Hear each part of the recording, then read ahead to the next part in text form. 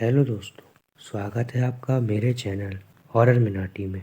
और मैं आज आपको अपने व्यूअर्स की भेजी कुछ सच्ची इंटरेस्टिंग हॉरर स्टोरीज़ के बारे में बताना चाहूँगा।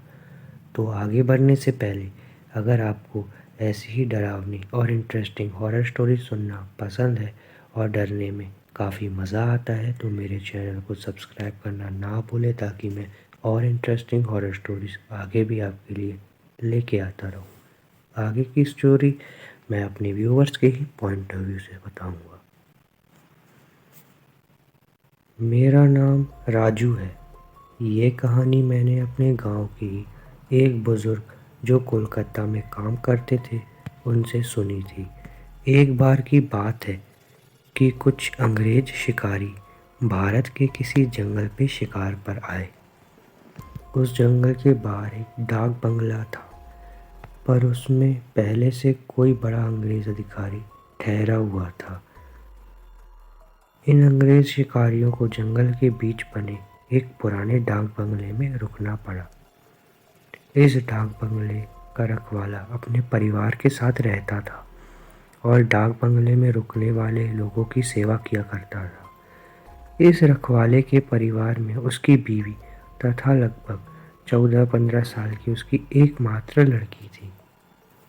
एक शाम जब अंग्रेज शिकारी शिकार करके वापस डाक बंगले पर आया तो नहा धोकर पीने बैठ गया।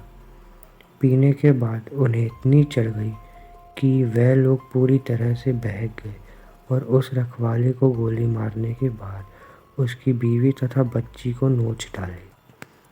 इन पापियों को नशे में कुछ भी पता नहीं चला और नोचने के बाद उन दोनों को भी गोलियों से भून डाला और तीनों की लाश को डाक बंगले के पीछे दफना दिया। ये बात आई गई रह गई। अंग्रेज़ों ने फिर कुछ दिन के बाद वहाँ कैलाश नामक एक नया सेवक रख दिया।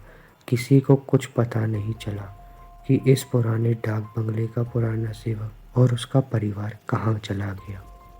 एक बार की बात है जब कैलाश रात को उसी बंगले पर गेट बंद कर सो रहा था, तभी अचानक उसकी नींद खुल गई, क्योंकि उसे लगा कि दरवाजे पर कोई रो रहा है।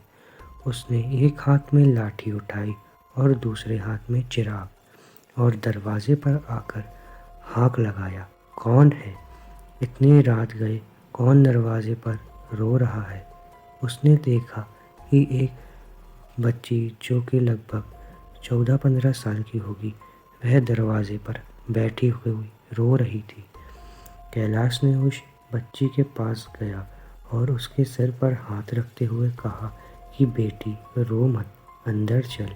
फिर उस बेटी को अंदर आने पर कैलाश ने उसे पीने के लिए पानी आगे बढ़ाते हुए पूछा कि बेटी तुम हो कौन? इतनी रात को अकेले इस जंगल में क्यों भटक रही हो? कैलाश की इतनी बात सुनते ही वह लड़की और तेज फड़फड़ाकर रोने लगी। कुछ समय तक तेज तेज रोने के बाद वह थोड़ा शांत हुई और कैलाश को बताया कि वह उस डाक बंगले के पहले सेवक की पुत्री है। फिर उसने यह भी बताया कि कैसे 4-5 अंग्रेज शिकारियों ने उसके पिता को मार डाला और उसके बाद उसके तथा उसकी माँ की आबरू को नोच डाला। फिर कैसे उसकी माँ तथा उसको भी गोलियों से भूनने के बाद डाक बंगले के पीछे दफना दिया। उस लड़की की इतनी बातें सुनते ही कैलाश पूरी तरह से सहम गया, पर निडरता दिखाते हुए पूछा कि ऐसा कैसे हो सकता है? अगर तू मर गई है तो मेरे सामने कैसे बैठी है? कैलाश की यह बात सुनते ही वह लड़की अचानक से गायब हो गई और कैलाश कुछ भी समझ न पाया। इससे पहले ही वह उस कमरे की दीवार पर उल्टी टहलती नजर आई।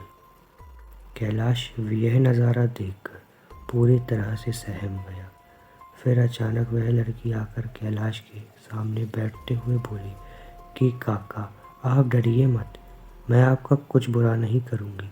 धीरे धीरे कैलाश का डर जाता रहा और उसने अपने मस्तक पर आई पसीने की बूंदों को गमछे से पोंछ लिया। फिर उसी रात को उस लड़की ने वह जगह दिखाई जहाँ इन तीनों की लाश को दफनाया गया था। कैलाश ने कुदाल से खोदकर उन तीनों लाशों को बाहर निकाल लिया। फिर कैलाश ने उस लड़की से वादा किया कि वह उन अंग्रेज शिकारियों के खिलाफ कोर्ट जाएगा और वो लड़की को इंसाफ दिलवा कर ही रहेगा। कैलाश की बातें सुनकर वह लड़की रोते हुए बोली कि काका, आपको कुछ नहीं करना है, बदला तो मैं लूँगी, बस आप मेरी थोड़ी सी मदद कर दें। फिर क्या, उस किशोरी के बताए अनुसार कैलाश ने बीमारी का बहाना बनाकर उस डाक बंगले की नौकरी छोड़ दी तथा उस लड़की को किए वादे के अनुसार उस लड़की के माता पिता की अस्थियों को जला दिया तथा उन दोनों के नाम पर पूजा पाठ भी करवाया। उन दोनों की मुक्ति हो गई, पर लड़की के कहे अनुसार कैलाश ने न लड़की के शव को जलाया और न ही उसके क्रियाक्रम के लिए अनुष्ठान पूजा पाठ कराए, क्योंकि वह लड़की ने कहा था कि अगर उसके लिए भी पूजा पाठ हो गए तो इस भूतिही योनि से मुक्त हो जाएगी और फिर उन दरिंदों से बदला नहीं ले पाएगी। समय बीतता गया और अब उस डाक बंगले में कोई नया सेवक आने को भी तैयार नहीं होता, क्योंकि कैलाश वहीं आसपास मंडराता रहता और नए आने वाले सेवक को भूतही कहानी सुनाकर भगा देता। कभी कभी वह लड़की भी अपनी भूतही कारनामों से आने वाले नए सेवक को 9-2-11 करवा देती थी, पर उस बंगले पर शिकारियों का आना कम नहीं हुआ।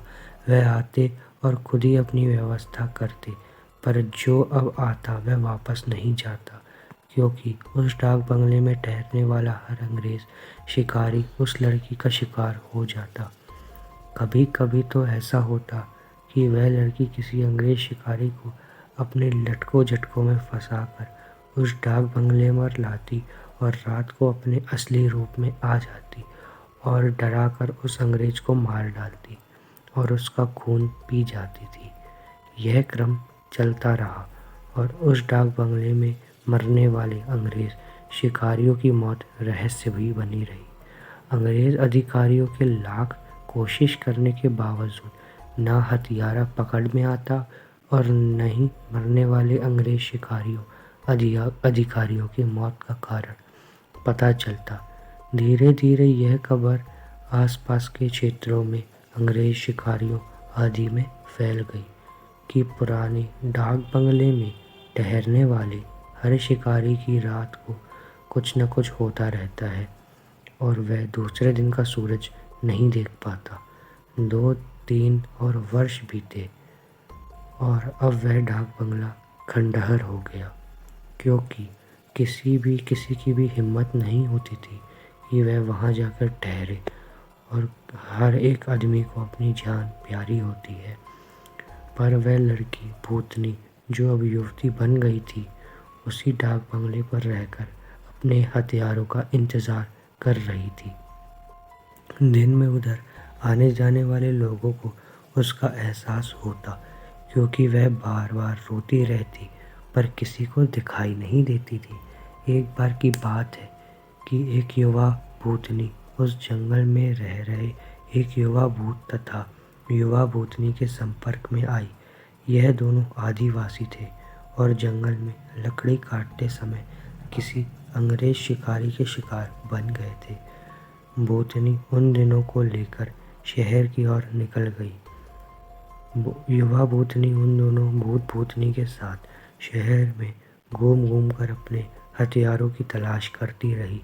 2 से 3 दिन की मेहनत के बाद ही वह अपने हथियारों को पहचान ली।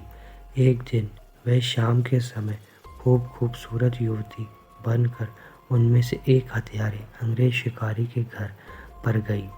घर पर उस अंग्रेज के सिवा और कोई नहीं था।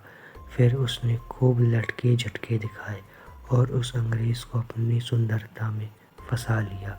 रूप लुभावन हो तो अच्छों को फंसते देर नहीं लगती। योजना के अनुसार वह दूसरे दिन भी उस अंग्रेज से मिली। फिर उसे पूरी तरह यह विश्वास लेने के बाद एक दिन कहीं कि क्यों नहीं हम लोग शिकार पर चलें। अंग्रेज ने कहा, अच्छी बात है, मेरे कुछ मित्र शिकारी हैं, उन्हें भी लेकर चलते हैं। फिर क्या था, उस युवती भूतनी ने उस अंग्रेज से कहा कि मेरी एक और सहेली है, वह भी बहुत खूबसूरत है और शिकार पर आना पसंद करती है। फिर दूसरे दिन उस युवती भूतनी ने अपने साथ आए हुए दूसरी युवा भूतनी से उस अंग्रेज शिकारी को मिलवाया। अब तो अंग्रेज पूरी तरह उस भूतनी के माया जाल, रूप जाल में फंस चुका था। एक दिन सुबह सुबह वह अपने उन्हीं पुराने दोस्तों के साथ जंगल की ओर निकल पड़ा। दिन भर शिकार करते रहे और खूब मौज मस्ती भी की। शाम होने को आई तो अंग्रेज शिकारियों ने कहा कि अब सूरज ढलने लगा है, क्यों न हम वापस लौट जाएं, शहर चलें। अंग्रेज की बात सुनकर उस युवा भूतनी ने कहा कि ना ना, आज रात हम लोग यहीं ठहरकर जंगल का आनंद उठाते हैं। पर एक अंग्रेज शिकारी ने कहा कि हमने पहले से डाक बंगले तो बुक किया नहीं है, ठहरेंगे कहाँ। फिर क्या था, वह युवा भूतनी मुस्कुराई और बोली कि इसी जंगल में दूसरी ओर मेरा एक मित्र आदिवासी की कुटिया है, हम रात वहीं बिताएंगे और खूब मौज मस्ती भी करेंगे। अब हुआ यूँ कि उस युवा भूतनी की योजना के अनुसार देखते ही देखते उसके मित्र युवा भूत ने एक मड़ई तैयार कर ली थी। उसमें ऐशो आराम की सारी चीज़ें भी ला के रख दी थी। उन दोनों युवा भूतनी के साथ ये अंग्रेज उस मड़ई में पहुँचे। इन अंग्रेज शिकारियों को उस मड़ई की दशा देखकर अजीब लगा, क्योंकि उस मड़ई में महलों, बड़े बड़े होटलों जैसी व्यवस्था थी। रात को पार्टी शुरू हुई तथा साथ ही अंग्रेज अधिकारियों की सिट्टी पिट्टी गुम होना चालू हो गई, क्योंकि पहले तो उन दोनों युवा भूतनी, जो देखने में बहुत खूबसूरत लग रही थी, अचानक बहुत ही डरावने रूप में आ जाती हैं। ऐसा रूप जिसे देखते कि अच्छे अच्छों की पैंट गीली हो जाए। फिर क्या था, उन भूतनियों ने गिलास में खून भरकर लाकर उन अंग्रेज़ों को पिलाना शुरू कर दिया। किसी अंग्रेज़ की हिम्मत नहीं थी कि वह ना कर सके, क्योंकि सबके सब पूरी तरह से डरे हुए थे और कांप भी रहे थे। अचानक आदिवासी युवा भी विकराल रूप में आ गया और अचानक उछलकर पास के एक मोटे पेड़ की मोटी शाखा को उछलकर इतनी जोर से खींचा कि वह चर्र की आवाज़ के साथ वह मोटी शाखा टूट गई। उसके बाद वह विकराल भूत उन अंग्रेज शिकारियों में से एक को पकड़कर पैर के नीचे दबाकर देखते ही देखते चीर देता है और उसका खून पीने लगता है।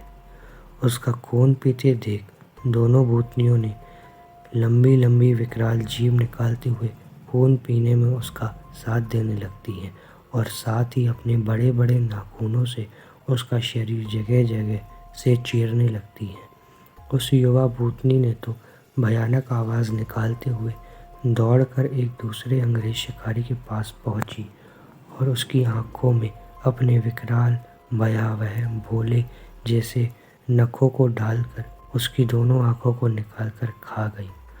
उसके बाद उन तीनों भूतनी भूत ने एक एक कर कर सभी अंग्रेज शिकारियों को मार डाला। दूसरे दिन उन अंग्रेज की खोज में नए अंग्रेज अधिकारियों को उनकी ऐसी विभत्स लाशें मिली जो देखने में बहुत ही भयावह थी। उनको ऐसे नोचा गया था कि लगता है कि किसी मनुष्य या जानवर का काम हो ही नहीं सकता। कैलाश को तो ये सब कुछ पता ही था, पर वह किसी को कुछ नहीं बता रहा था। फिर एक दिन समय निकालकर गोपनीय रूप से कैलाश ने उस युवा भूतनी के कंकाल को भी जला दिया तथा उसकी मुक्ति के लिए एक पूजा करवा दी। मेरा नाम राहुल है। एक दिन की बात है, ठंड का समय था, घना कोहरा छाया हुआ था। सारे लोग जल्दी कार्यालय का काम ख़त्म करके घर की तरफ निकल रहे थे। नाना जी उस समय के बड़े अधिकारियों में से एक थे। वह उस समय के उच्च वर्ग के लोगों में एक अमीन का काम करते थे। रोज की तरह वह उस दिन काम खत्म करके अपने घर लौट रहे थे और उनकी गाड़ी रवाना होने लगी। रास्ते में उन्हें हाट के सामने कुछ सामने से चलता हुआ नजर आया और साथियों से अलग हो गए। उन्होंने घर की कुछ ज़रूरत के सामान के लिए गाड़ी आगे बढ़ा दी। आगे जाने पर उन्हें कुछ मछली बाजार दिखा और वे मछली खरीदने के लिए रुक गए। ताज़ी मछलियाँ लेने और देखने में टाइम ज़्यादा ही गुजर गया। उन्हें जब अपनी गाड़ियों पर नज़र गई तो उन्हें आभास हुआ कि आज तो घर जाने में बहुत देर हो जाएगी और ये सब लेकर घर पहुंचने में काफ़ी समय लग जाएगा। फिर यही सब सोचकर उन्होंने सोचा कि क्यों न जंगल के रास्ते से निकला जाए तो जल्दी पहुंच जाऊंगा, क्योंकि उन्होंने अपना रास्ता बदला और जंगल की तरफ अपनी गाड़ी को घुमा लिया। रात के 11 बज चुके थे। गाड़ी तेज़ रफ्तार में आगे बढ़े जा रही थी। तभी अचानक तेज़ ब्रेक के साथ गाड़ी को रोकना पड़ा। उनकी गाड़ी के आगे एक औरत ज़ोर से रो रही थी। उन्होंने सोचा इस वीराने में ये औरत क्या कर रही है। उन्हें लगा कि कोई मजदूर की पत्नी होगी जो नाराज़ होकर घर छोड़कर उस जंगल में भाग आई है। उन्होंने उससे पूछना चाहा कि उस जंगल में इतनी रात गए वह क्या कर रही थी, लेकिन उसने कोई जवाब न देकर और ज़ोर से रोना शुरू कर दिया। सारे जंगल में उसकी हूँ हूँ सिसकियों की आवाज़ गूंज रही थी। फिर नाना जी ने पूछा, तुम्हारा घर कहाँ है? लेकिन उसने कुछ नहीं बोला। तब नाना जी ने कहा कि आज चलो मेरे घर में रहना, सुबह अपने घर चली जाना। ये जंगल बहुत सारे जंगली जानवरों से भरा हुआ है। रात गए यहाँ रुकना सही नहीं है और कल सुबह अपने घर चली जाना। उसने यह सुना तो झट से तैयार हो गई और गाड़ी में पीछे की सीट पर बैठ गई। सिर में बड़ा सा घूंघट डालने की वजह से उसका चेहरा छिपा हुआ था। कुछ ही देर में गाड़ी घर के दरवाजे पर थी। घर के लोग कब से उनकी राह देख रहे थे। गाड़ी रुकते ही पापा ने पूछा, आज तो बहुत देर हो गई और सारे लोग आ भी चुके हैं। तब उन्होंने सारी बातें अपनी माँ को बताई और कहा कि आज खाना इससे बनवा लो, कल सुबह ये अपने घर चली जाएगी। इतनी रात को बेचारी जंगल में कहाँ भटकती, इसलिए मैं ले आया। पर पापा को कुछ संदेह हो रहा था कि कहीं ये चोर तो नहीं, ये रात को सोने के बाद या खाना बनाते समय कहीं घर के सामान ही चुरा कर ना ले जाए। पर बेटे की बात को कैसे मना करती। उन्होंने उस औरत को कहा, देखो आज तो मैं रख ले रहा हूँ, लेकिन कल सुबह होते ही यहाँ से चली जाना और जाओ रसोई में यह सामान उठाकर ले जाओ और खाना बना दो। उसने फिर से जवाब नहीं दिया, बस हूँ हूँ की आवाज़ बाहर आई और वो सारा सामान लेकर माँ के पीछे बहुत दूर चल दी। रसोई में सारा सामान रखवा कर माताजी ने उसे खाना जल्दी बनाने की सख्त हिदायत दी और वहाँ से चली गई। लेकिन उनका मन कुछ परेशान सा था। फिर 20 मिनट के रसोड़े में उसने देखने चली गई कि वो क्या कर रही थी। उसका चेहरा भी देखना चाहती थी, लेकिन वहाँ पहुँची तो देखा कि वो मछलियों का थैला निगल रही थी। उन्होंने बहुत ज़ोर से गुस्से से कहा, यहाँ सब खाने का इंतज़ार कर रहे हैं और तुम अभी तक मछलियाँ ही निगल रही हो। कल सुबह तक बनाओगी क्या? उसके सिर पर घूंघट अभी तक था तो चेहरा देखना मुश्किल ही नहीं नामुमकिन था। उन्होंने उससे कहा, तुम जल्दी से खाने की तैयारी करो, मैं आग सुलगा देती हूँ, काम जल्दी हो जाएगा। और वह जल्दी से चूल्हा जलाने की तैयारियां करने लगी। लेकिन साथ ही वो उसका चेहरा देखने की भी कोशिश कर रही थी। लेकिन वो जितना देखने की कोशिश करती वो और पल्लू खींच लेती। अंदर में हार कर बोली, देखो मैंने आँख सुलगा दी, अब आगे सारा काम कर लो, कुछ ज़रूरत हो तो बुला लेना। लेकिन वो फिर कुछ नहीं बोली। अब उन्हें लगा कि यहाँ से जाने में ही ठीक है, वरना मेरा भी समय खराब हो जाएगा। अनजान लोगों से डर रही हो, ये सब सोचकर उन्होंने उससे कहा, मैं जा रही हूँ, जल्दी से खाना बनाकर रखना, और वहाँ से निकल गई। मन अभी तक परेशान ही हो रहा था। कभी अपने कमरे, कभी बच्चों के, कभी बाहर सोकर देख रही थी, कहीं कुछ अनहोनी ना हो जाए। 1 मिनट भी आराम से नहीं बैठ पाई। अभी 5 मिनट ही हुए थे, पर उनके लिए वो घड़ी पहाड़ से भी हो रही थी। समय बीत ही नहीं रहा था। 8 मिनट बड़ी मुश्किल से गुजरे थे। वो तुरंत ही कुछ सोचकर रसोड़े की तरफ दौड़ी, और वहाँ पहुँचकर जो उन्होंने नज़ारा देखा तो उनकी आंखें फटी की फटी रह गईं। उनके पैर बिल्कुल ही जम गए। ना उनके पैर आगे जाया करते, ना पीछे। उनका दिल धड़कना ही रुक गया था। वो औरत रसोड़े में बैठकर सारी कच्ची मछलियाँ खा रही थी। सारे रसोड़े में मछलियाँ और खून बिखरा रहा।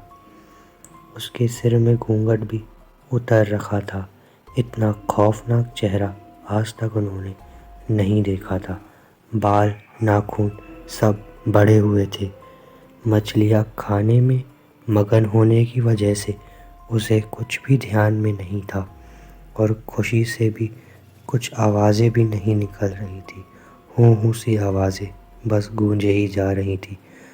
रसोड़ा पिछवाड़े में होने की वजह से और लोगों का ध्यान भी इधर नहीं आ रहा था। माँ को भी कुछ समझ नहीं आ रहा था कि चिल्लाने से कहीं घर के लोगों को नुकसान न पहुँचाए। वो चुड़ैल से अपने घर को कैसे बचाए, उन्हें कुछ समझ नहीं आ रहा था। बस भगवान का ही नाम उनके दिमाग में आ रहा था। अचानक वह आगे बढ़ने लगी उसकी तरफ, और झट से एक थाल लिया और चूल्हे की तरफ दौड़ी। उस चुड़ैल की नज़र भी पापा पर पड़ चुकी थी, सो वो भी कुछ नहीं कर पाई। अपनी जगह से माँ कुछ भी देर नहीं करना चाहती थी। उन्हें पता था कि आज अगर जरा सी भी लापरवाही हुई तो अनहोनी हो जाएगी।